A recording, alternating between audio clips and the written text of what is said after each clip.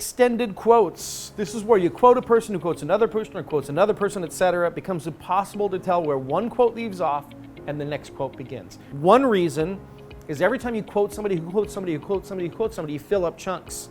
If you fill up a person's chunks completely, where does all the rest of the communication go? Right in the unconscious mind, right? Because the conscious mind is tied up.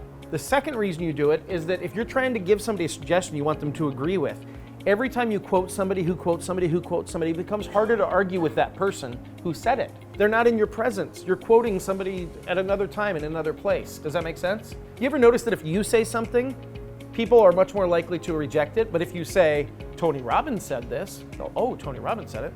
It's a different thing when you have somebody else quote something. It sort of lends credibility to it. So the second reason to use these is it displaces resistance.